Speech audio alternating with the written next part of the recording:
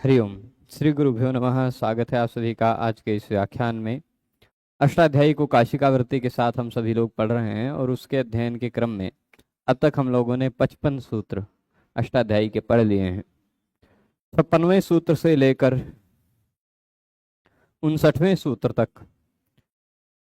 स्थानिवदादेश का विषय, स्थानिवत्व भाव का एक विषय चल रहा है।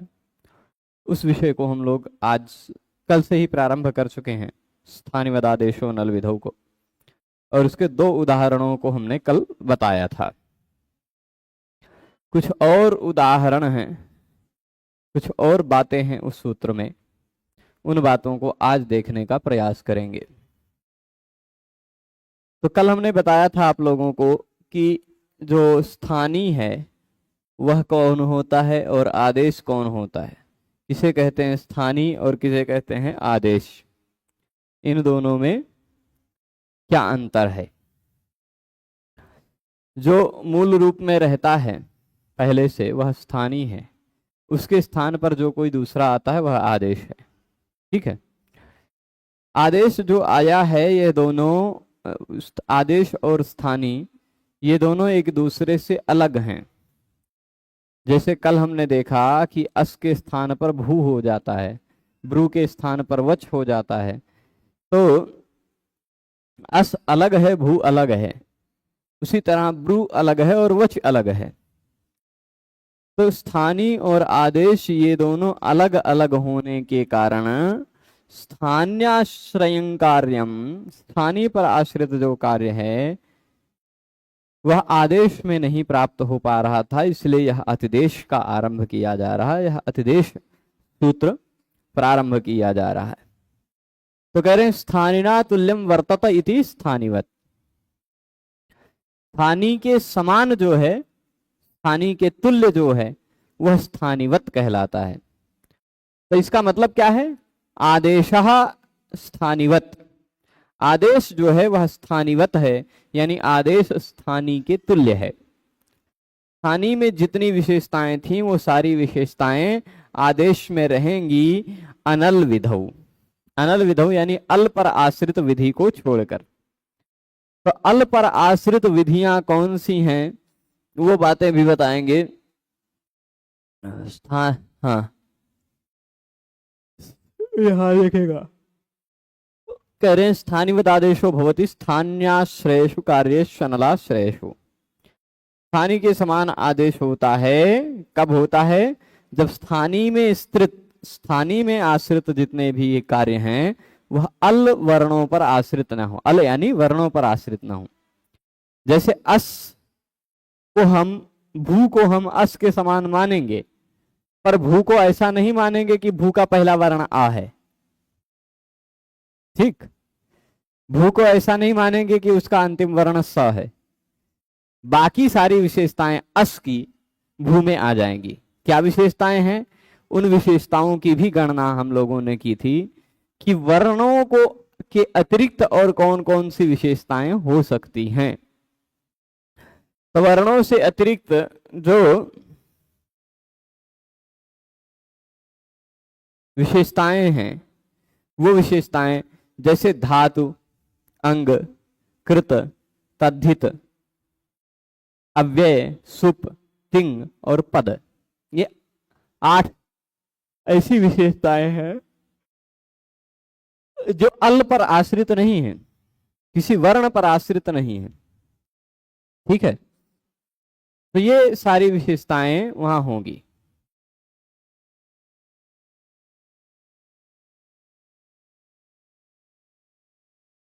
ठीक,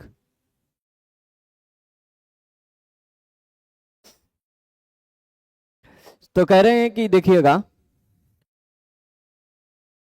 न अलविधि, ये तो पूरी बातें हम समझ चुके थे। इसमें धातु का भी उदाहरण समझ लिए थे कि धात्वादेशो धातुवत भवति, धातु के स्थान पर जो आया आदेश है वो भी धातु के समान माना जाता है। जैसे अस्तेर भूः, यहाँ ब्रुवो वचि, चक्षिंगः ख्याय इत्यादि सूत्रों के द्वारा अस के स्थान पर भू, ब्रू के स्थान पर वचि, हन के स्थान पर वध हो जाया करता है, हनो वध लूंगी। ऐसे अन्य अन्य धातुओं के स्थान पर जो आता है वह धातु ही कहलाता है। ठीक, धातु के स्थान पर आने वाला जो आदेश है वह स्थानीय के गुण को, धातुत्व को धारण करके ही आता है। ठीक है, स्थानीय के समान होकर आता है, ये तात्पर्य है। तो इसी के बाद यहाँ कह रहे हैं आर्ध धातु के विषय प्राग एव आदेशेषु कृतेषु धातोः इति तव्यादयो प्रत्ययः भवन्ति। कह रहे हैं कि धातु के बाद आर्ध धातुक प्रत्यय लगने वाला हो, धातु के बाद आर्ध धातुक प्रत्यय लगने वाला हो, आर्ध धातुक प्रत्यय का विषय हो, तो अस के स्थान पर भू हो जाता है, ब्रू के स्थान पर वची हो जाता है, इत्यादि इत्यादि होते हैं। तो वहां आदेश कर लिया हमने, अस को भू बना लिया और ब्रू को वची बना लिया। अब ये सब होने के बाद धातु के है वो भी, भू भी धातु है, वची भी धातु है, तो तब ये इत्यादि प्रत्यय लग करके भविता भवितुम भवितव्यम वक्ता वक्तुम वक्तव्यम इत्यादि बनता है। ब्रू धातु है, अस धातु है मूल रूप में। ठीक है, अंग आदेश भी अंग के समान होता है, केन काभ्याम कई, उदाहरण ये भी हमने बता दिया था। किम एक अंग है, उसके स्थान पर आने वाला किमह कह सूत्र से आने वाला जो क है, किम क्या है, एक अंग है, उसके स्थान पर आने वाला जो किमह कह इस सूत्र से आया हुआ है क, वह भी अंग ही कहलाएगा। अंग के स्थान पर आया हुआ आदेश अंग ही होगा, स्थानिवद आदेशो नल विधौ, इस सूत्र के आधार पर। ठीक है, तो अंग के स्थान पर आया हुआ जो आदेश है वह अंग के समान कहलाएगा। केन काभ्याम कई, केन किसके द्वारा, काभ्याम किन दो के द्वारा, कई किन सबके द्वारा। यहां जो है मूल रूप में किम शब्द था, किमह कह ने किम के स्थान पर क कर दिया। तो किम क्या था, किम एक अंग था। कैसे पता चला अंग था, यस्मात् प्रत्यय विधिस्तदादि प्रत्ययंगम, जहां से प्रत्यय लगा हुआ रहता है, जिससे प्रत्यय का विधान होता है, तो किम शब्द से प्रत्यय का विधान था। तो तदादि यानी किम शब्द में क से शुरुआत होने वाला जो समुदाय है, वह समुदाय प्रत्यय से पूर्व तक का समुदाय अंग कहलाता है। ठीक है, तदादि प्रत्ययंगम। तो अब इसके बाद देखिएगा भवितुम भवितव्यम वक्त, ये हो गया था केन काभ्याम कही। किमा कह इति कादेशे कृते अंगाश्रयाः इन दीर्घत्व ऐस भावाः भवन्ति, ये बात हो गया था। अब इसके बाद धातु अंग कृत, बारी आई कृत की। ये बता रहे हैं कृत के स्थान पर जो आदेश होता है वह कृत कहलाता है। अब आप धातु हो सकता है जानते हो, ठीक, तो धातु के स्थान पर धातु के स्थान पर जो आया वह धातु है, अंग के स्थान पर जो आया वह अंग है। अब कृत के स्थान पर जो आया वह कृत है। ठीक है, कृत क्या है, पहली बात यह हुई कृत क्या है। हो सकता है आप धातु को जानते हो कि क्रिया के सूचक जो कोई भी होते हैं शब्द स्वरूप वो धातु कहलाते हैं, है ना, भूआदेव धातु। तो अंग क्या है ये भी मैंने बता दिया, प्रत्यय जहां से लगता है उस प्रत्यय के लगने पर जिस शब्द से प्रत्यय का विधान हुआ था उसी शब्द के पहले अक्षर से लेकर के अंतिम अक्षर तक का समुदाय, प्रत्यय से पहले तक का समुदाय अंग कहलाता है। ठीक, तो जैसे किम में पूरा किम से प्रत्यय लगा था तो क से लेके म तक का हिस्सा अंग कहलाएगा प्रत्यय परे रहने पर। ठीक है, अब इसी तरह आप बता रहे हैं कृत क्या है, पहले ये जान लें, फिर कृत के स्थान पर हुआ आदेश भी कृत ही कहलाएगा, ये बात भी जान जाएंगे। कृत क्या है,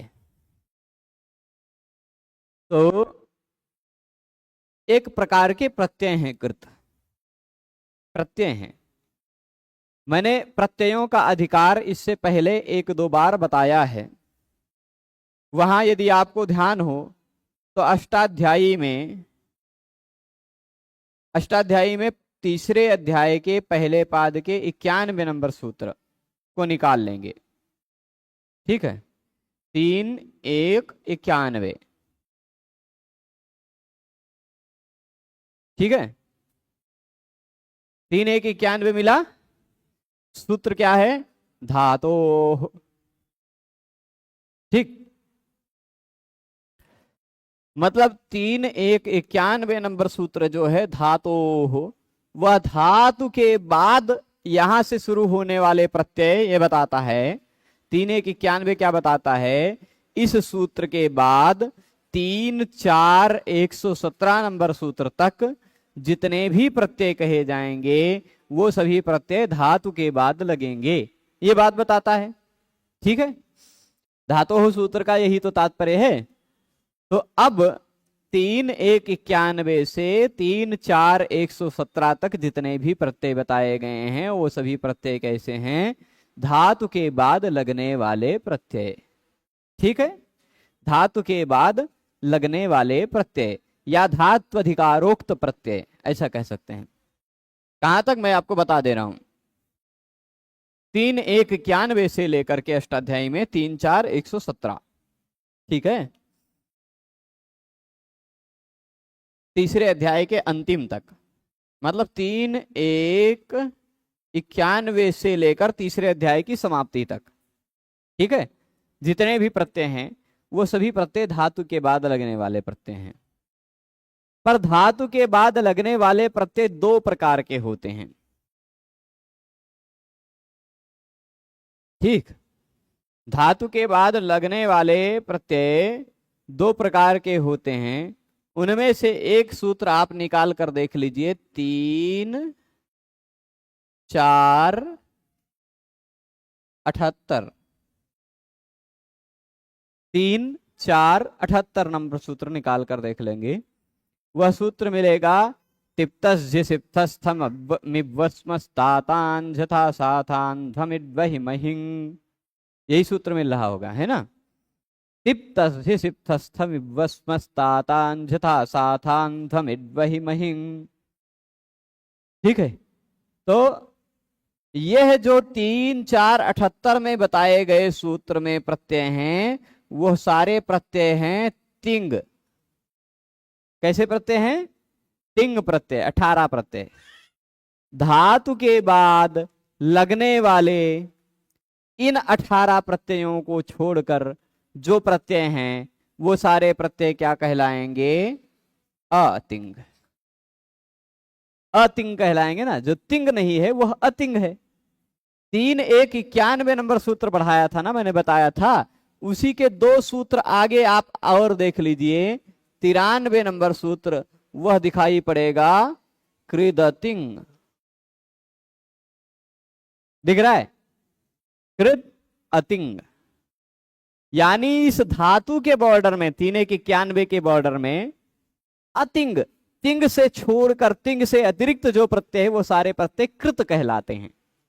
ठीक है, तो धातु के बाद तिप्त जी इत्यादि प्रत्यय लगकर पठति पठता पठन्ति गच्छति गच्छता गच्छन्ति खादति खादता खादन्ति इत्यादि बनता है। परस्मै पद में आत्मने पद में एधते एधेते एधन्ते एधसे एधेते एधद्धे पचते पचेते पचन्ते इत्यादि रूप बनता है। तो वो सारे प्रत्यय जो है धातु रूप बनाने वाले प्रत्यय हैं वो 18 प्रत्यय हैं तिंग प्रत्यय। उन 18 प्रत्ययों को छोड़कर जितने भी प्रत्यय धातु वाले बॉर्डर में कहे गए हैं वो सारे प्रत्यय कृत प्रत्यय हैं। ठीक है, यानी 3 1 91 से 3 4 117 के बीच का कोई भी सूत्र इस 3 4 78 को छोड़कर, है ना, 3 4 78 ये तिंग वाले सूत्र को छोड़कर बाकी कोई भी सूत्र तीसरे अध्याय का 91 नंबर सूत्र से बाद का कोई भी सूत्र कोई भी प्रत्यय करता है वह प्रत्यय कृत कहलाएगा। क्या कहलाएगा? कृत प्रत्यय कहलाएगा। ठीक है, उसी कृत प्रत्यय की बात यहां चल रही है। क्या?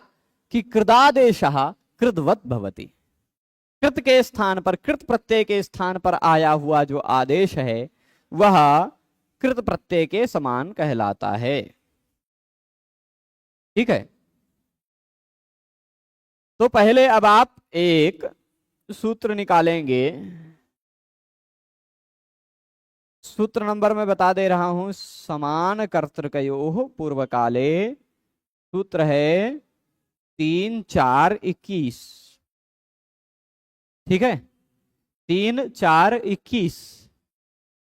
ये इसलिए बार बार प्रसंग, एक सूत्र के प्रसंग में कई सूत्र आते हैं, क्योंकि ये अष्टाध्यायी के पहले अध्याय के सारे सूत्र ऐसे हैं जो सब सूत्रों से जुड़े हुए रहते हैं ज्यादातर, है ना, इनका संबंध ज्यादा है।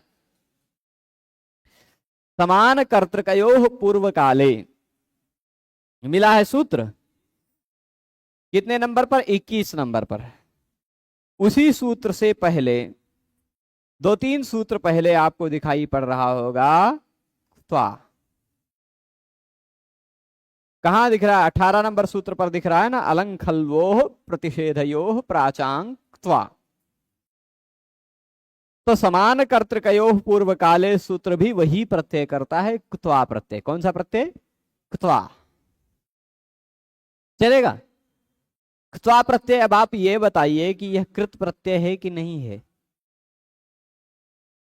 मैंने बताया कि 3, 4, 78 को छोड़कर तीसरे अध्याय के 91 नंबर सूत्र से बाद का कोई भी सूत्र, कोई भी प्रत्यय करता है, वह कृत प्रत्यय कहलाता है। ठीक है, फिर से एक बार बता दूं यदि आपको, तो 3, 1, 91 से लेकर के 3, 4, 117 के बीच का कोई भी सूत्र, कोई भी प्रत्यय करता है, वह प्रत्यय धातु के बाद लगने वाला प्रत्यय है। उन प्रत्ययों में 78, 3, 4, 78, यहां 4 खाली 78 लिख देता हूं, चौथे पाद का 78 नंबर सूत्र जो है वह तिंग प्रत्यय करता है। इस तिंग प्रत्यय को छोड़कर इस अधिकार में कहे गए सारे प्रत्यय कृत प्रत्यय हैं। ठीक है, तो इस आधार पर 3, 4, 21 नंबर का सूत्र जो प्रत्यय कर रहा है वह प्रत्यय कृत प्रत्यय है कि नहीं है, है, स्पष्ट है। तो क्त्वा एक कृत प्रत्यय है, कृत प्रत्यय लग करके ही बनते हैं सारे कृदंत शब्द। क्या बनते हैं, कृदंत शब्द। तो अब कृत आदेश कृतवत भवति, कृत का जो आदेश है वह कृत प्रत्यय के समान कहा जाता है। ठीक, जैसे उदाहरण दे रहे हैं, प्रकृत्य, प्रहृत्य, इन उदाहरणों को हम सिद्ध करके बताएंगे। समान कर्तृकयोः पूर्व काले सूत्र जो है, उस सूत्र को ध्यान दीजिएगा। कोई भी क्रिया समान कर्तृकयोः द्विवचन में कही गई है, कोई भी दो क्रिया हो, क्या है, क्त्वा प्रत्यय अधिकांश रूप में, हाँ विशेष परिस्थितियों में, अन्य परिस्थितियों में भी क्त्वा प्रत्यय लगता है, अन्य भी सूत्र हैं, पर क्त्वा प्रत्यय का व्यवहार जिसमें होता है, सर्वाधिक व्यवहार जहां होता है, सर्वाधिक प्रयोग जहां होता है, ऐसे क्त्वा प्रत्यय करने वाला जो सूत्र है वह है समान कर्तृकयोः पूर्व काले। ठीक है, मान लीजिए यह क्त्वा प्रत्यय करने वाला प्रमुख सूत्र है, क्योंकि क्त्वा प्रत्यय करने वाले और भी कई सूत्र हैं, अलंखल्योः प्रतिषेधयोः प्राचाम क्त्वा, और उसके बाद है परावरयोर ये च, समान कर्तृकयोः पूर्व काले, आभीक्षणेन मुल्च, इससे क्त्वा प्रत्यय भी होता है, और न यद्यनाकांक्षे, यहां से निषेध हो जाता है ना। तो पर चलेगा, कई सूत्र हैं क्त्वा प्रत्यय करने वाले। उन कई सूत्रों में से प्रमुख सूत्र जो है वह मैं समझा रहा हूं, जहां कम से कम दो क्रियाएं हों, क्या हो, दो क्रियाएं हों, दोनों क्रियाओं का कर्ता समान हो। ठीक, दो क्रियाएं हों, दोनों क्रियाओं का कर्ता समान हो। जैसे यहां भी अभी 2-3 क्रियाएं हो रही हैं, मैं बता रहा हूं। अरुण पांडे जी पढ़ा रहे हैं, छात्र पढ़ रहे हैं, कैमरा रिकॉर्ड कर रहा है, बंदर वहां झकझोर रहा है, ऐसी कई क्रियाएं हो रही हैं, पर उन सारी क्रियाएं जो मैंने 3-4 क्रियाएं बोली, उन सारी क्रियाओं का कर्ता अलग अलग है। यदि एक ही व्यक्ति 2 या 2 से अधिक क्रियाएं कर रहा हो, तो उनमें से पहले वाली क्रिया पर हम क्त्वा प्रत्यय लगा सकते हैं। ठीक, जैसे बंदर कूदता है और फिर उसके बाद उस जो वो बना हुआ है लोहे का उसको हिलाता है, झकझोरता है। तो पहले कूदेगा कि पहले झकझोरेगा? दोनों बातें हो सकती हैं। पहले आएगा वहां पर चढ़ करके उसको हिला देगा फिर कूद जाएगा, ये भी संभव है। अथवा कहीं से कूद करके उस पर आ जाए और फिर उसको हिला करके फिर कूद जाए, है ना। तो ऐसे वो दोनों तीनों क्रियाओं का कर्ता केवल बंदर ही है। या ऐसा मान लीजिए, आप लोगों की क्रिया बता देते हैं। आप लोग यहाँ आते हैं और फिर पढ़ाई करते हैं, ठीक। जो लोग ऑनलाइन पढ़ रहे हैं वो लोग भी लिंक को क्लिक करते हैं या वीडियो के थंबनेल को क्लिक करते हैं और पढ़ाई करते हैं। तो क्लिक करने का भी काम वही करते हैं, पढ़ाई करने का भी काम वही करते हैं, ठीक। दोनों क्रियाओं के कर्ता वही हैं। तो दोनों क्रियाओं के कर्ता जब समान हो तो पहले काल की क्रिया में पूर्व काले समान कर्तृकयो हो, पूर्व काले जो क्रिया पूर्व वाली है, पहले वाली है, उस क्रिया में क्त्वा प्रत्यय लगाया जा सकता है, ठीक। तो जैसे आप लोग कक्षा में जाते हैं फिर पढ़ते हैं, तो कक्षाम गत्वा पठंती, है ना, ऐसा कह सकते गत्वा। यहां जो त्वा लगा हुआ है वही। ऐसा भी कह सकते हैं, क्या हो रहा है पीछे, नहीं, गत्वा। इसी तरह ऐसा भी कह सकते हैं कि मैं सूत्र पढ़ता हूं और समझ में आ जाता है ना। मैं सूत्र पढ़ता हूं और सूत्र समझता हूं। तो यहां पहले पढ़ने की क्रिया है कि पहले समझने की क्रिया है? पहले पढ़ने की क्रिया है। तो ऐसा कह सकते हैं अहम सूत्रम पठित्वा अवगच्छामि, मैं सूत्र को पढ़कर समझता हूं। तो पहले की क्रिया में जो आप कर लगाते हैं, हिंदी भाषा में कर प्रत्यय है, समझ लीजिए एक प्रकार से। मैं पढ़कर, जाकर, आकर, खाकर, ये जो कर वाला बताते हैं, उसी के जगह पर संस्कृत में प्रत्यय है क्त्वा, ठीक है। तो अब समान कर्तृकयो पूर्व काले इस सूत्र से लगा हुआ क्त्वा प्रत्यय, उस क्त्वा प्रत्यय के स्थान पर क्त्वा प्रत्यय आप जान गए हैं अभी तक। अच्छा, क्त्वा प्रत्यय के विषय में दो तीन परिचय है आपका। एक परिचय क्या है कि क्त्वा प्रत्यय क की इत संज्ञा वाला है।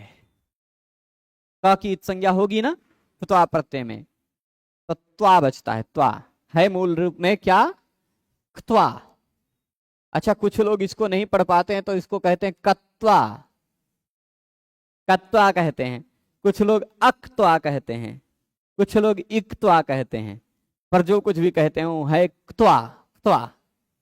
तो यह क्त्वा प्रत्यय जो है, इसमें से किसी भी प्रत्यय में पहला वर्ण कवर्ग हो तो उसकी इत संज्ञा होती है, तद्धित को छोड़कर प्रत्यय हो तो त्वा बचता है। इस त्वा प्रत्यय में क की इत संज्ञा हुई है। एक बात ये, क की इत संज्ञा होती है तो आप यह नियम जानते हैं बहुत पहले से ही कि वहां गुण और वृद्धि नहीं हो पाती, क्योंकि तीछा सूत्र आपने पढ़ रखा है। अच्छा, क्त्वा प्रत्यय के बारे में एक और विशेषता आप पहले पढ़ चुके हैं। कितने नंबर सूत्र पर? लगभग 38-39 नंबर सूत्र पर पढ़ चुके हैं, इसी पाद में मिला। याद आया? देखते हैं आप लोगों को याद आ रहा है कि नहीं याद आ रहा है। त्वा तो सुन का सुना पढ़ा है, वह क्या कहता है? त्वा प्रत्यय, तो सुन प्रत्यय और कसुन प्रत्यय लग कर बना हुआ शब्द अव्यय बन जाता है, ठीक। तो यानी ये हम ऐसे प्रत्यय के बारे में अब चर्चा कर रहे हैं जो प्रत्यय क की संज्ञा वाला है, इस कारण धातु में गुण इत्यादि नहीं होगा। दूसरी बात, जो प्रत्यय ऐसा है कि उसको लगने के बाद शब्द जो बनेगा वह अव्यय बन जाएगा। ये दोनों बातें हम पहले से जान रहे हैं।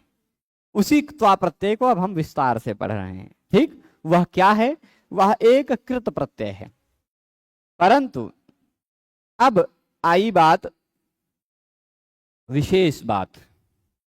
विशेष बात क्या आई कि एक सूत्र आपको निकालना पड़ेगा, 7-1-73। सूत्र कौन सा निकालना पड़ेगा? 7-1-73।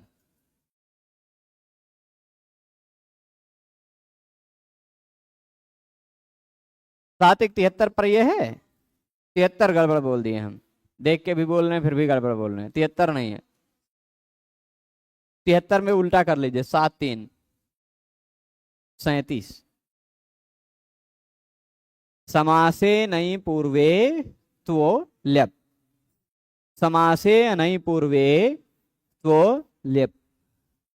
हाँ, ये गोरखनाथ जी लिख रहे हैं, यदि एकः एव कर्ता क्रियाद्वयं वा अधिकाः क्रियाः करोति तर्हि याः क्रियाः पूर्वमेव समाप्ताः भवन्ति तासां क्रियाणां स्थाने अंतिमां क्रियां त्यक्त्वा सर्वत्र क्त्वा प्रत्ययः भवति। बहुत सही बात। ये बात है कि यदि एक ही कर्ता अनेक क्रियाओं को करता है, 2 क्रिया या 2 से अधिक क्रियाओं को करता है, तो उन 2 क्रियाओं या 2 से अधिक क्रियाओं में जो क्रियाएं सबसे पहले समाप्त हो जाती हैं, अंतिम क्रिया को छोड़कर, सबसे अंतिम में संपन्न होने वाली क्रिया को छोड़कर बाकी सभी प्रक्रियाओं में आप क्त्वा प्रत्यय लगा सकते हैं, यह तात्पर्य है। ठीक है, समान कर्तृकयोः पूर्व काले सूत्र का। फिर 7 1 37 नंबर सूत्र जो हमने देखा, समासे अनई पूर्वे क्त्व ल्यप। समास में नई प्रत्यय, समास कैसा हो, मतलब क्त्वा प्रत्यय के, क्त्वा प्रत्ययांत शब्द के साथ समास हुआ हो, पर वह समास ऐसा हो कि नई ना हो, उसमें समास कैसा हो, नई समास ना हो, अनई पूर्व हो। अनई पूर्व का तात्पर्य जिसके पूर्व में नई न हो वह अनई पूर्व समास है। तो समासे अनई पूर्वे, समास कैसा समास, अनई पूर्व समास में क्त्वा के स्थान पर ल्यप हो जाता है। अनई पूर्व समास में क्त्वा के स्थान पर ल्यप हो जाता है। ठीक है, तो अब जैसे देख लीजिए, प्र है, इसका कृत्वा, इस क्त्वा प्रत्ययांत शब्द के साथ समास हो गया, कृत्वा के साथ। ठीक, वैसे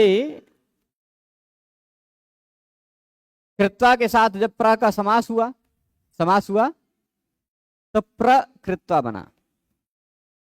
ये प्रादि समास मान लेंगे। कैसा समास है, प्रादि समास।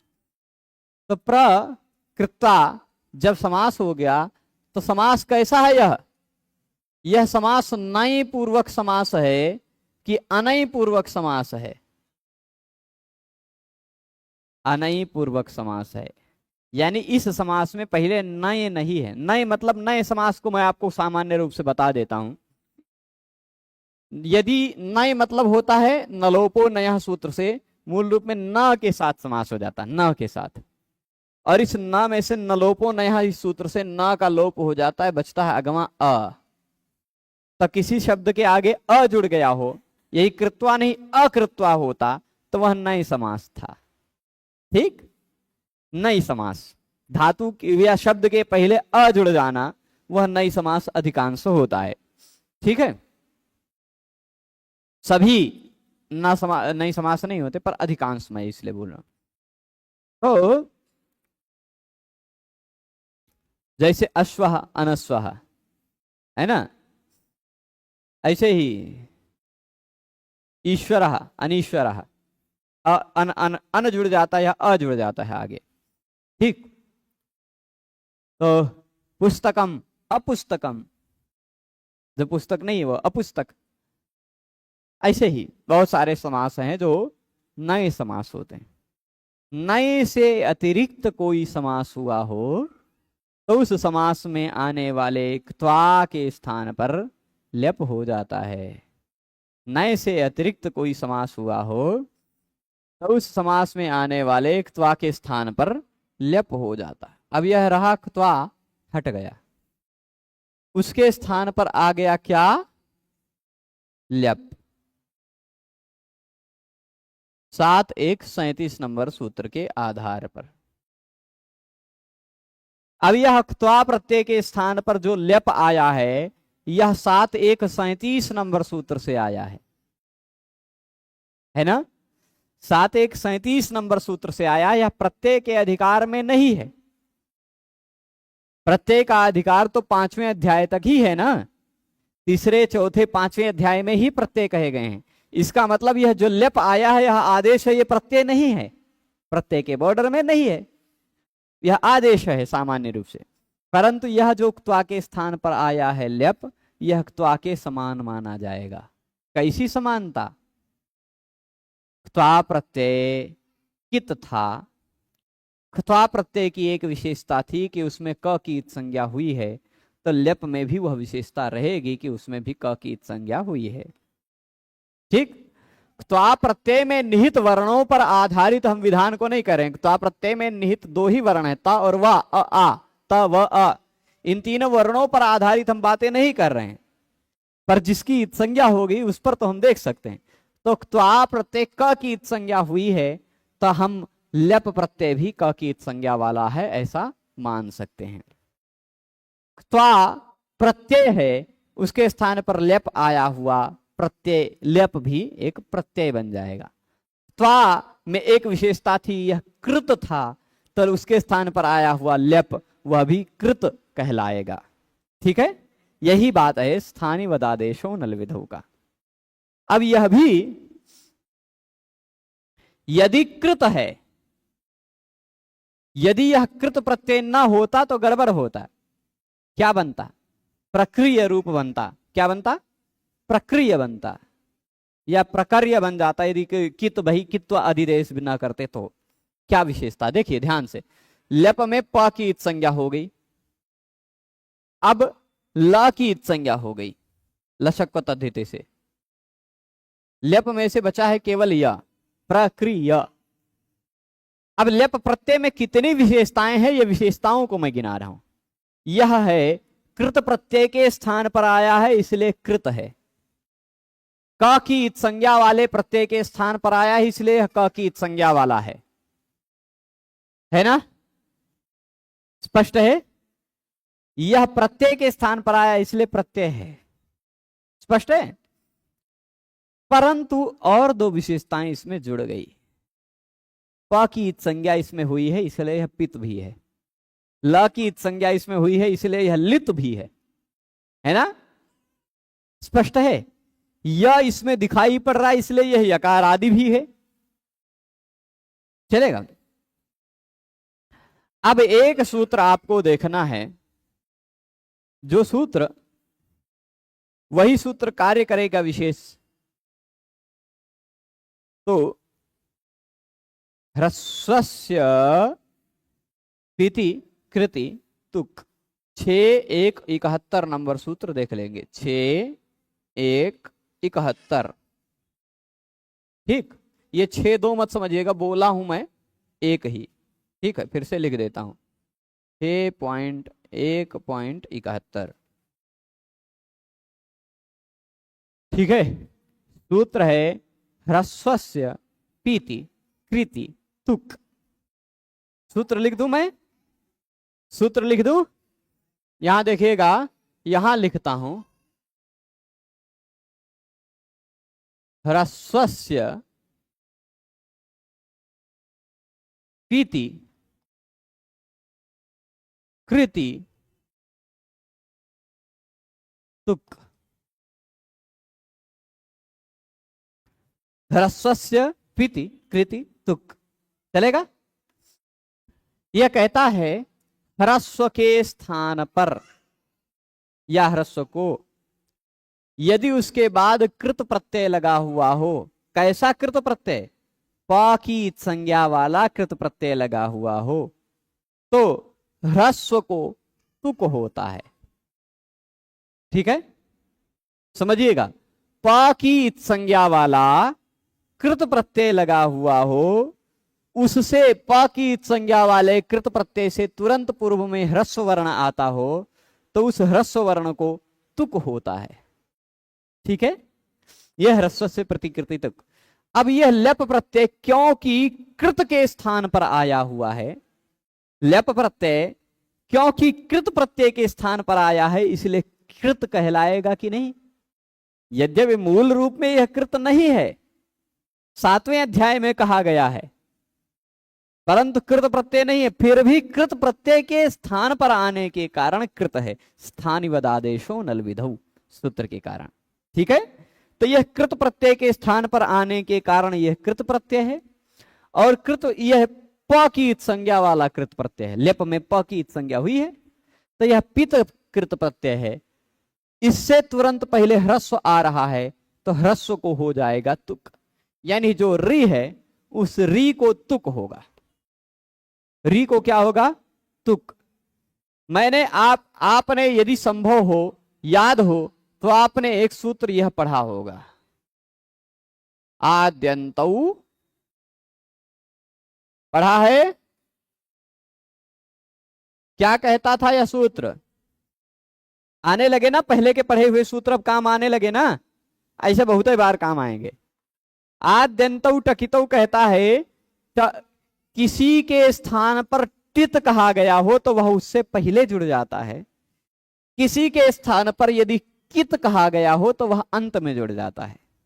ठीक है, तो यहां री के स्थान पर, ह्रस्व री के स्थान पर तुक कहा गया है, जो कि कित है। क्या है? कित है, तो वह ह्रस्व री के अंत में जुड़ जाएगा, तुक। इस तुक में से केवल त बचता है, क और ऊ की संज्ञा हो जाती है, तो प्रकृत्य रूप बन जाता है, ऊ और का चला गया। इसी तरह यहां क्री धातु न हो करके यदि ह्री धातु होती तो भी वही सारी प्रक्रिया होकर प्रहृत्य बन जाता। ठीक है, स्पष्ट है? यहां यह बात देख लीजिए, पूरी बात बता रहे हैं, समझा रहे हैं कि क्त्वः ल्यवादेश, क्त्वा के स्थान पर जो आया हुआ ल्यप आदेश है, वह ल्यप आदेश किया गया जब, तो ह्रस्वस्य पीति कृति तुक इति तुक भवति। ह्रस्वस्य पीति कृति तुक, ये 6.1.71 नंबर सूत्र से जो तुक हो रहा है, वह तुक क्यों हो रहा है? क्योंकि त्वा के स्थान पर आया हुआ ल्यप भी कृत प्रत्यय बन गया है। कृत के स्थान पर आया हुआ कृत होता है, तो ह्रस्व वो क्या कहते हैं, जो क्त्वा प्रत्यय कृत था उसके स्थान पर आया हुआ ल्यप प्रत्यय भी कृत है, और कृत प्रत्यय के स्थान पर आया हुआ कृत होता है, तो कृत विशेषता है ही, प की संज्ञा वाला है, इस कारण से तुक हो जाएगा। ठीक है, स्पष्ट है? आगे चलें। अब आगे देखिएगा, तद्धितादेश तद्धितवद भवति। कृत वाली बातें बता दी है ना, हमने क्या क्या देख लिया? धातु देख लिया, अंग देख लिया, कृत देख लिया। अब बता रहे हैं तद्धित को। ये सारी बातें जो बता रहा हूं वो भूमिकागत दृष्टि से भी बता रहा हूं और आपको वहां दिखा रहा हूं कहां क्या है। अष्टाध्यायी में उस स्थलों की मैं यात्रा भी करा रहा हूं। तो अब आपको यात्रा करना है 4.1.76 नंबर सूत्र का।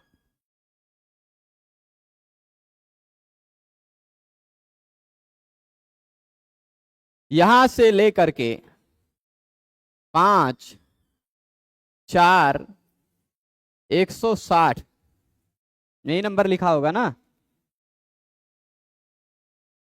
4.1.76 निकाल लीजिए अष्टाध्यायी में। गोपाल दत्त पांडे जी वाली अष्टाध्यायी यदि आप निकालेंगे तो उस 4.1.76 नंबर सूत्र आपको दिखाई पड़ेगा, तद्धिता। दिखाई पड़ा? 76 ही है ना, तो तद्धिता वह मोटे अक्षरों में लिखा होगा सूत्र, बोल्ड में जिसको कहते हैं, उसको उसी सूत्र के तुरंत बाद कुछ नंबर लिखा होगा, वह नंबर है 5.4.160। ठीक है, यानी क्या, निष्प्रमाणिश्च सूत्र तक। हाँ, तद्धिता सूत्र से निष्प्रमाणिश्च सूत्र तक जितने भी प्रत्यय कहे गए हैं वे सारे के सारे प्रत्यय तद्धित प्रत्यय हैं। ठीक है, तद्धित प्रत्यय हैं। प्रत्ययों के अधिकार में सर्वाधिक प्रत्यय तद्धित प्रत्यय हैं। प्रत्ययों के अधिकार में सर्वाधिक प्रत्यय तद्धित प्रत्यय हैं। ठीक है, मैंने आपको प्रत्ययों का अधिकार जब बताया था तो यह बताया था कि 3-1-1 से लेकर के 3-1-91 के बीच में सनादि प्रत्यय और विकरण प्रत्यय कहे गए हैं। दो प्रकार के प्रत्यय 91 सूत्र के अंतर्गत ही आ गए। 3-1-91 से 3-4-117 तक के बीच में दो प्रकार के प्रत्यय कहे गए हैं, कृत प्रत्यय और तिंग प्रत्यय, है ना। तीसरे अध्याय में ही 4 प्रकार के प्रत्यय आ गए। तीसरे अध्याय में ही 4 प्रकार के प्रत्यय कौन कौन से? सन आदि 12, 18 लगभग हैं, विकरण 18 है कि 28 हैं लगभग, मैं एकदम 28 संभवता हूं, विकरण है। फिर उसके बाद विकरण के बाद हो गया सनादि और विकरण, ये तीसरे अध्याय के पहले ही पाद में आ गए, है ना। और बाकी बचे तीनों पादों में या तीसरे अध्याय के पहले ही पाद के 91 नंबर सूत्र के आगे पूरे तीसरे अध्याय में 2 प्रकार के प्रत्यय और आ गए, तिंग और कृत। ठीक, 4 प्रकार के प्रत्यय तीसरे ही अध्याय में समाप्त हो गए।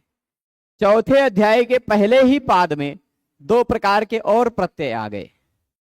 चौथे अध्याय के पहले ही पाद में 76 नंबर सूत्र से पहले ही 2 प्रकार के प्रत्यय कह दिए गए हैं। कौन से 2 प्रकार के प्रत्यय? एक सुप प्रत्यय, जी वो कृत, उसको कृत भी तो कहा जाता है ना। कृत ऐसा देखिए, हाँ अच्छा प्रश्न है आपका। देखिए यह कृत प्रत्यय है, पूरा कृत है, इसी कृत के अंतर्गत 7 प्रत्यय कृत्य भी हैं। ठीक, तो जो कृत्य है वह कृत से अलग नहीं है, इसलिए मैंने उसको अलग नहीं गिना, है ना।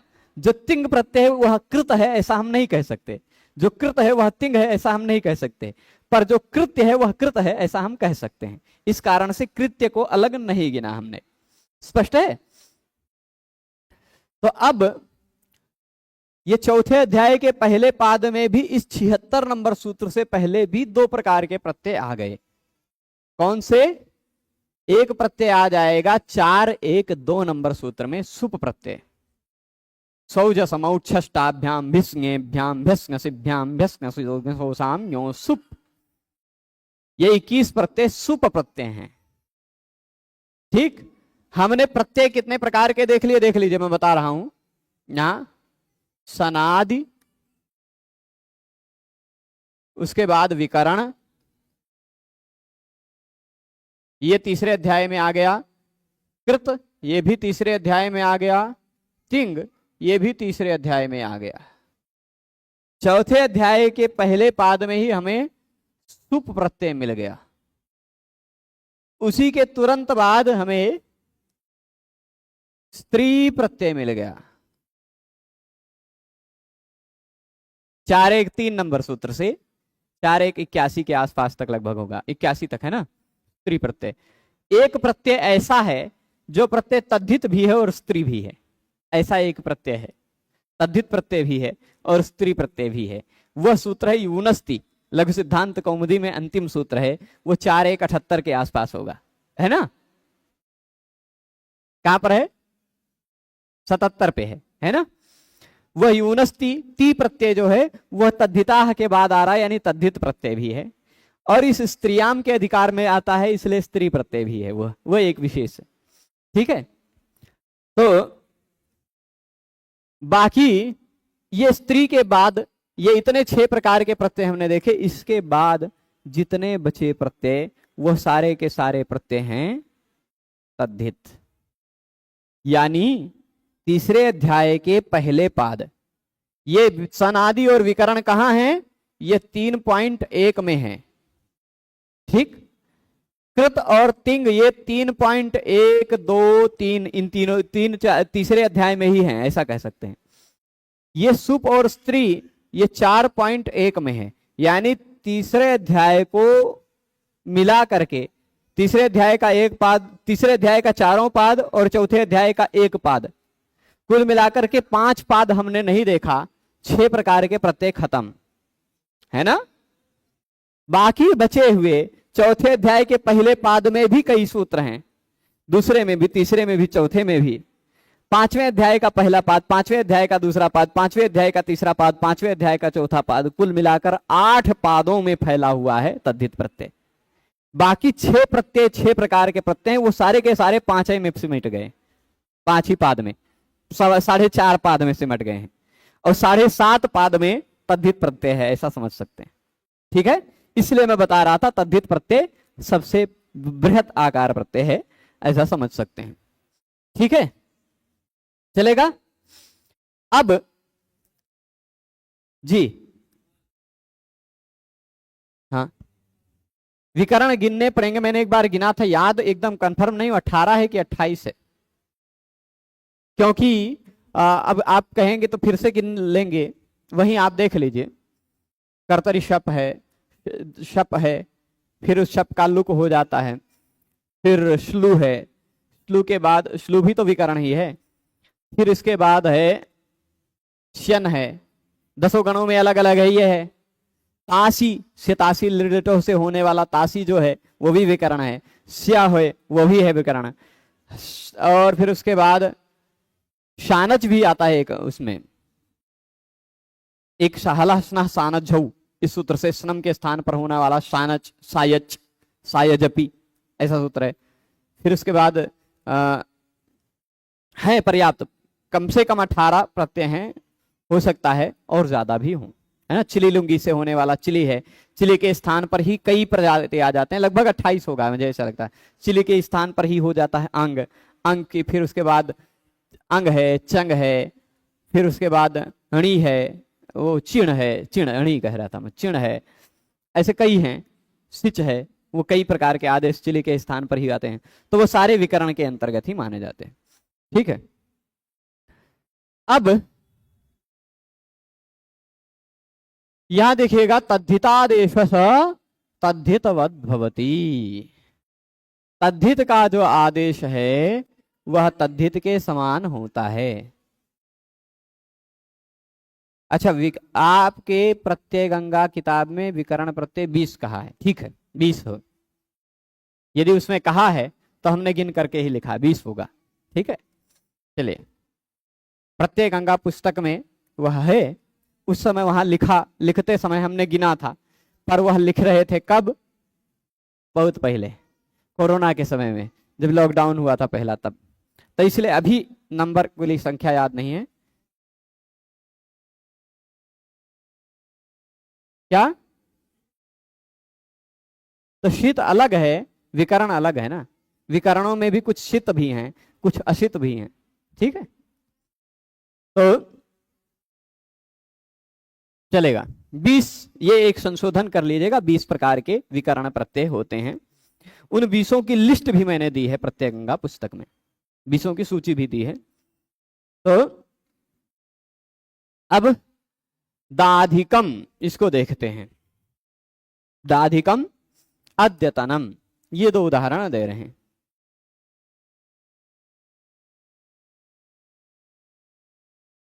चलेगा, दधि शब्द है, क्या है,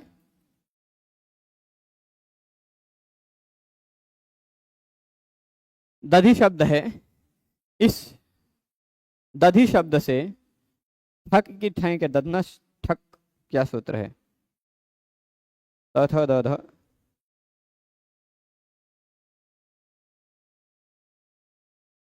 दधनस ठक, 4 2 18 नंबर सूत्र है ना। दधि शब्द से प्रत्यय लगा ठक, ये बजाने वाला ठक नहीं है, एक प्रत्यय है ठक। ठीक है, दधना ठक,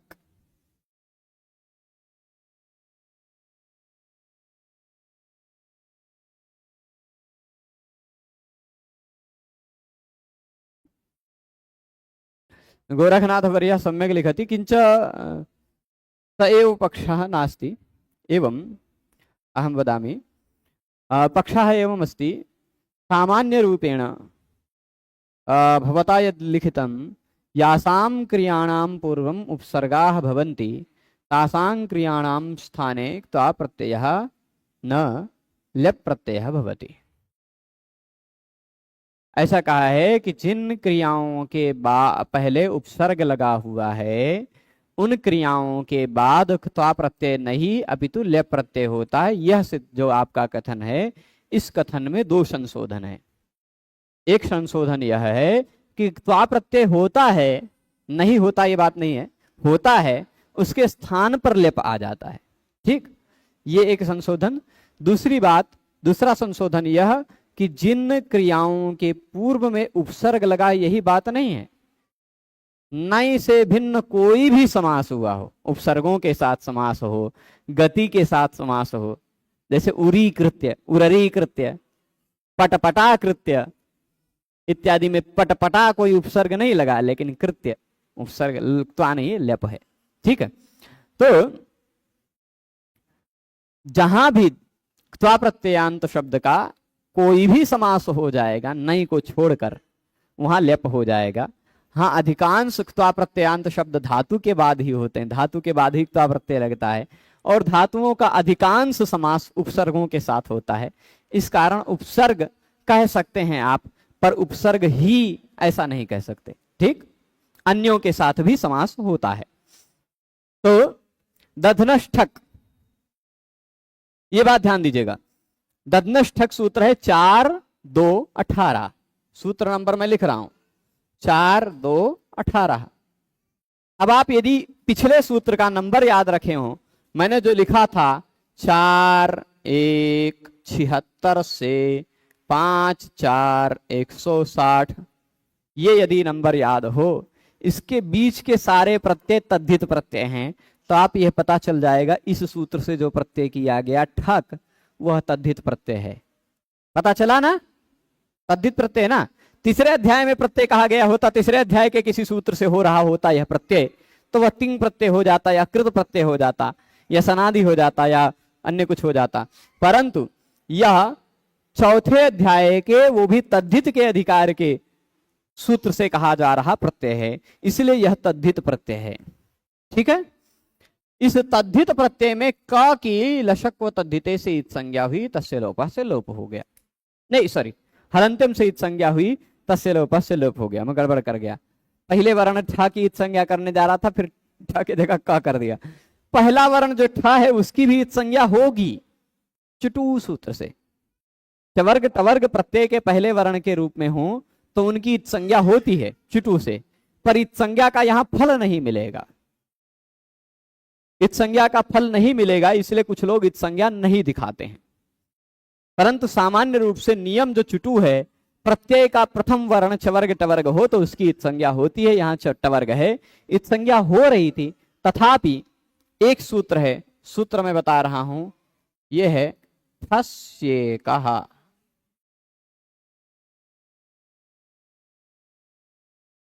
ठीक, ठस्य कहा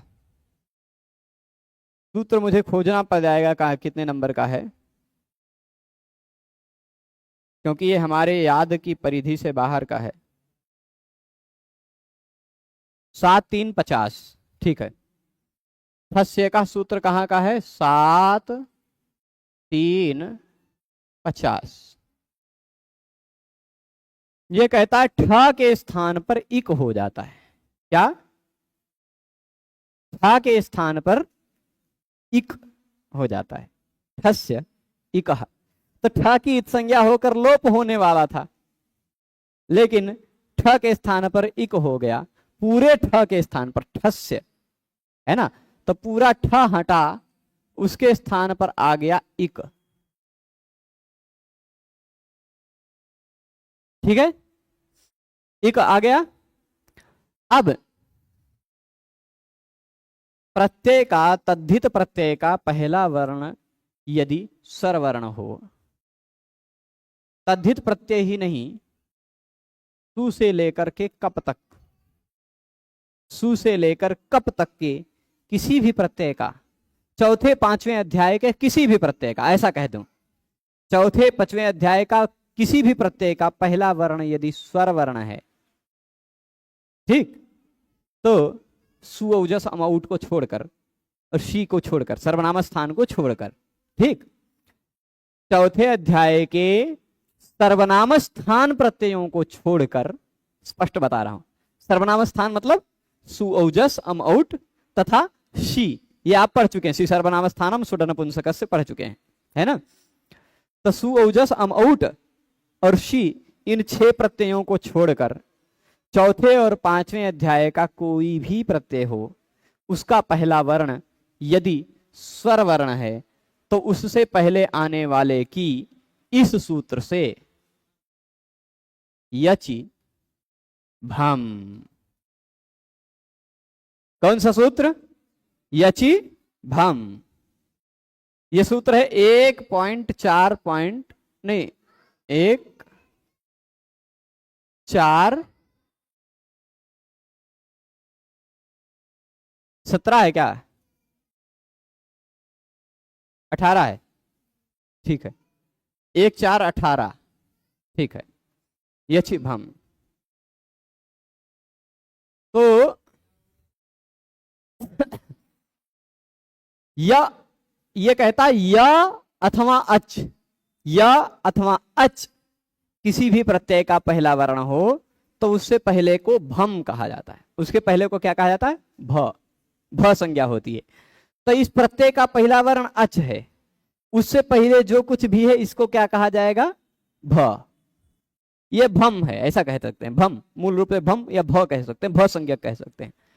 तो अब इस सूत्र से दधि की हो गई भ संज्ञा, ठीक, दधि की हो गई क्या, भ संज्ञा। अब जिसकी भी भ संज्ञा होती है ना, पूरी बात मैं समझा रहा हूं, जिसकी भी भ संज्ञा होती है उसके बाद, अच्छा अब सूत्र नंबर निकालेंगे आप 6 4 1 4 8, सूत्र को लिख देते हैं, यस्येति च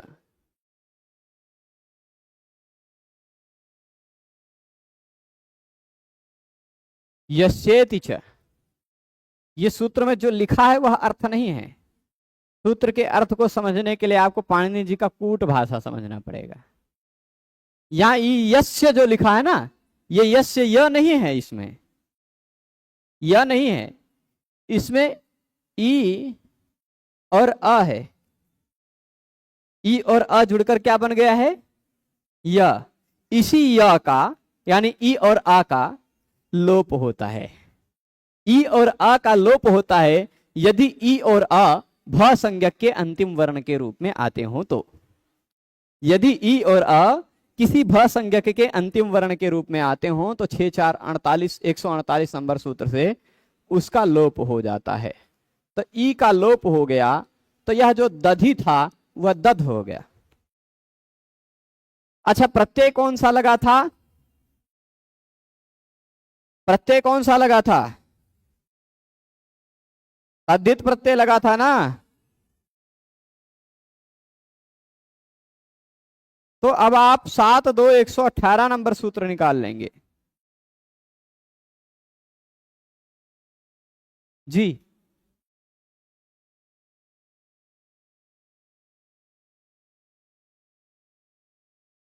हाँ ईति च है, यस्य ईति च, यस्येति च सूत्र में यहां ई का अर्थ छिपा हुआ है, ठीक है, इति नहीं है। यस्येति च सूत्र का हम ऑपरेशन कर दें, देखिए ई अ इन दोनों का समास होकर बन गया य, इसी या को लिखा हुआ है यस्य, इसी या का समास होकर एक से समास हुआ है, इसी या का लिखा हुआ है यस्य, उसके बाद है ईति, ईति का मतलब स्त्रीलिंग का जो गीप गीस गीन प्रत्यय है उसको माना गया वहां ई, ठीक है, ईति च स्त्रीलिंग प्रत्ययों में जो गीप गीस गीन है वहां की बात की गई है। जय श्री राम जी कह रहे हैं यह कैसे जाने कि यहाँ य नहीं ई और अ है? व्याख्यान से गुरुजी आपको समझाएंगे ही ना। ई और अ जुड़कर भी यह बन जाता है और एक शुद्ध यह भी है। कहाँ कौन ई और अ वाला है, कहाँ य वाला है, वो व्याख्या, इसीलिए तो गुरुजनों की आवश्यकता पड़ती है। ठीक है, वह एक बार बता दिया तो आप ध्यान रख लीजिएगा। यस्येति चे में जो यह है वो यह नहीं है, ई और अ है। और यस्य हलाह में जो यह है वो यह है ना। ये आप व्याख्यान से जान जाएंगे। तो अब दधि और इक ये है, ये जो इक आया है वह किसके स्थान पर आया है? तद्धित प्रत्यय के स्थान पर आया है।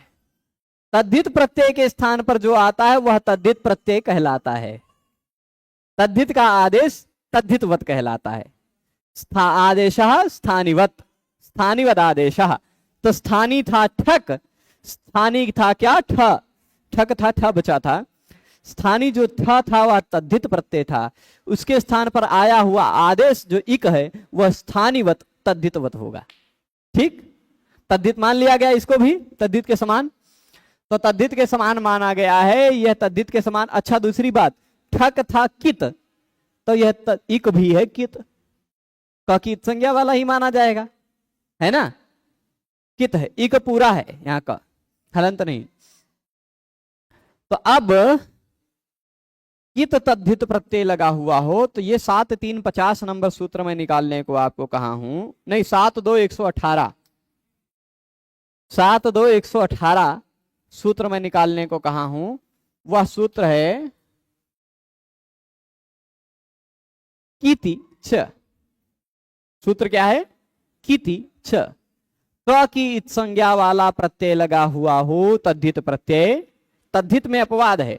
देखिए, अन्य सामान्य नियम में आपने पढ़ा था क की इत संज्ञा हुई हो तो उस क की इत संज्ञा के कारण गुण और वृद्धि नहीं होती, परंतु तद्धित एक ऐसा टेढ़ा है जहां क की इत संज्ञा होगी तो भी वृद्धि होगी।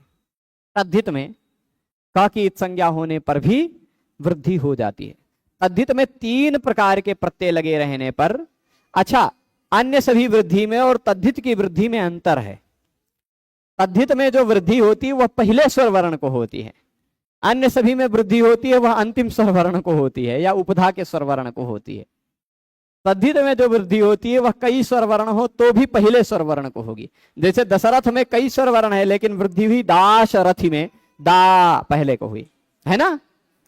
वीनता में कई स्वर वर्ण है लेकिन वैनतेय में वृद्धि हुई तो पहले वी के ई को वृद्धि हुई। तद्धित में जो वृद्धि होती है वह पहले स्वर वर्ण को होती है। तो उसी कारण किति च सूत्र से यहां दधि के पहले स्वर वर्ण को वृद्धि कर दी, दा कर दिया। ठीक, अब ये जोड़ लीजिए, दाधिक बन गया। इसी तरह ये दाधिक बना तो, पर अब दाधिक जोड़ने पर बन गया ना। यह इक जो है वह तद्धित है। इक जो है क्या है? वह तद्धित है। इसी कारण यह दाधिक शब्द तद्धितांत कहलाएगा। क्या?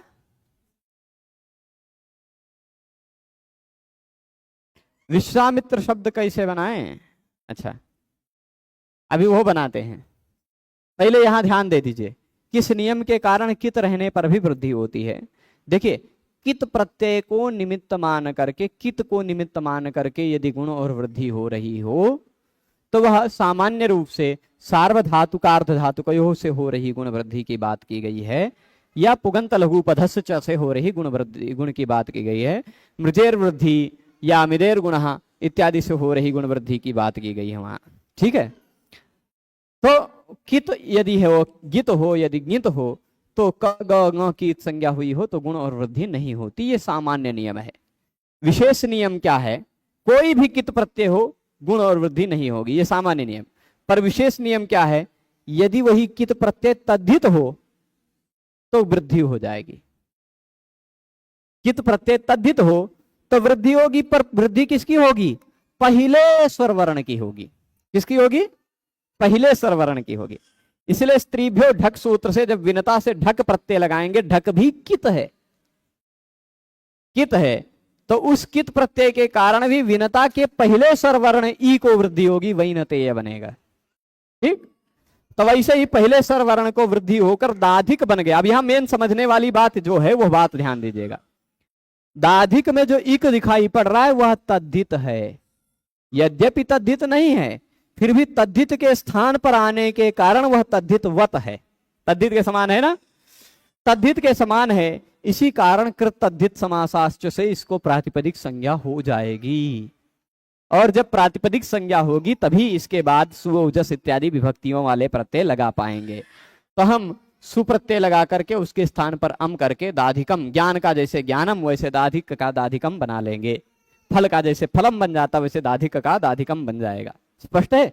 अतोम सूत्र से अम होकर अमी पूर्वा से पूर्व रूप हो जाएगा।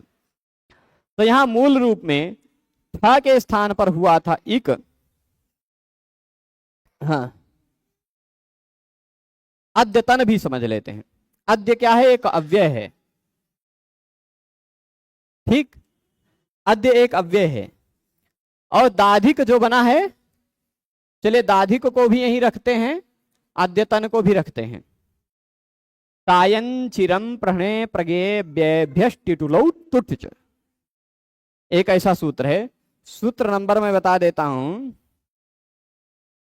सायन खोज लेते हैं लिखकर, सायं चिरम प्रहे प्रगे व्यभ्यष्टिटुलौ तुट्च। सूत्र नंबर 4-3-23। ठीक, 4-3-23। ठीक है। सूत्र क्या है, सायम हो, चिर हो, प्रहे हो, प्रज्ञे हो, अव्यय हो, इन सभी शब्दों के बाद ट्यू प्रत्यय और ट्युल प्रत्यय होता है, साथ ही साथ तुट आगम भी हो जाता है। तो उसी सूत्र से अद्य शब्द के बाद हमने ट्यू प्रत्यय कर दिया। मान लीजिए कौन सा प्रत्यय किया, ट्यू। ठीक, ये यू मत पढ़िएगा, यहां क्या है, आधा टा है और उसके बाद यू है। ठीक, ट्यू प्रत्यय है, ट्यू चलेगा। इस ट्यू में से चुटू से ट की संज्ञा हो जाएगी, बचेगा यू। ठीक है। साथ ही साथ इस ट्यू प्रत्यय को तुट आगम भी होगा, तुट, ट्यूटुलौ तुट च, उसी सूत्र से तुट आगम भी होगा। तो तुट आगम जो होगा वह प्रत्यय को हो रहा है, टित है, इसलिए इस यू से पहले तुट जुड़ जाएगा, तुट का बचता है खाली त। ठीक, तुट जो आगम हो रहा है वो उसका जैसे तुक होता तो क बचा था, त बचा था। तुक आगम भी आज हमने पढ़ा, तुट आगम भी हमने पढ़ा। तुक और तुट में अंतर क्या है, तुक है क की संज्ञा वाला आगम, आद्यंतो टकितो के आधार पर वो बाद में जुड़ता है, और तुट आगम है ट की संज्ञा वाला, आद्यंतो टकितो के आधार पर वह पहले जुड़ता है। तो यह यू को आगम हो रहा था, उससे पहले जुड़ गया। ठीक है, त आधा जुड़ गया। अब यहां अद्यत्यु, यह जो त्यु दिखाई पड़ रहा है यह प्रत्यय है, तद्धित प्रत्यय है। तभी यहां पर एक सूत्र आया। सूत्र कौन सा आया, सूत्र हो सकता है आपने पहले पढ़ रखा हो, वह सूत्र कौन सा है, युवोरनाकौ। अभी तक जो अष्टाध्यायी क्रम से पढ़ रहे हैं उसके अतिरिक्त कुछ नहीं पढ़े हैं, वो लोग उस सूत्र को नहीं पढ़े होंगे, पर हो सकता है जो लोग लघु कौमुदी इत्यादि पढ़े हों वो लोग 7-1-1 नंबर के सूत्र को पढ़े हों। सूत्र है युवोरनाकौ। ठीक, क्या है सूत्र, युवोरनाकौ। वह कहता यू के स्थान पर अन कर दो, वू के स्थान पर अक कर दो। यू प्रत्यय में आने वाले यू के स्थान पर अन हो जाता है, प्रत्यय में आने वाले वू के स्थान पर अक हो जाता है, इसलिए णुल प्रत्यय लगकर पाठक कारक वू है, वू णुल में वू है उसको अक हो जाता है। और अगर ल्युट है, यू ण्युल है, कोई भी यू है अगर उस प्रत्यय में, तो यू के स्थान पर अन हो जाएगा, यू के स्थान पर अन हो जाएगा। तुम दे दातु, हाँ, तो यू के स्थान पर क्या हो जाएगा, अन हो जाएगा। अब हटाइएगा यू को, उस यू के स्थान पर अनेकाल सित सर्वस्व के आधार पर अन आ गया। ठीक, अनेकाल सित सर्वस्व के आधार पर अन हो गया। अब एक मिनट,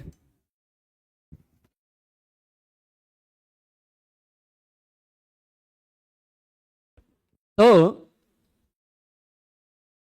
अन आया, यह अन आया है किसके स्थान पर? तद्धित के स्थान पर। तो अन भी तद्धित है।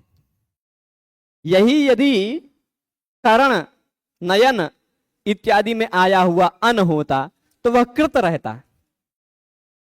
लुट प्रत्यय कृत है, उसके यू के स्थान पर अन आया होता तो वह कृत कहलाता।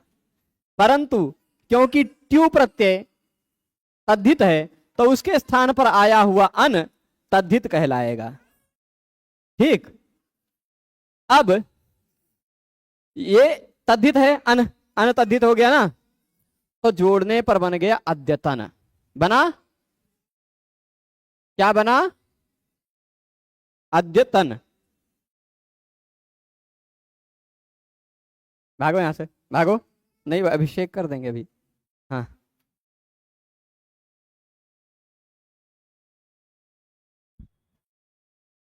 ठीक है, अद्यतन। अब इसके बाद क्या बन गया? यहां देखिएगा, अद्यतन में दाधिक में मूल रूप में प्रत्यय तद्धित कौन सा हुआ था? ठक, ट्यू, ठक ट्यू। ठक के स्थान पर आया हुआ इक और ट्यू के स्थान पर आया हुआ अन, ये दो के दोनों तद्धित के स्थान पर आए हैं, इसलिए ये भी तद्धित कहलाएंगे। और तद्धित प्रत्यय लगकर बना हुआ शब्द तद्धितांत कहलाता है और तद्धितांत की प्रातिपदिक संज्ञा हो जाती है। ठीक, तो वही अद्यतन और दाधिक में कृतद्धित समासाश्च से इति प्रातिपदिक संज्ञा भवति, प्रातिपदिक संज्ञा होती है। ठीक, अब प्रातिपदिक संज्ञा हो गई।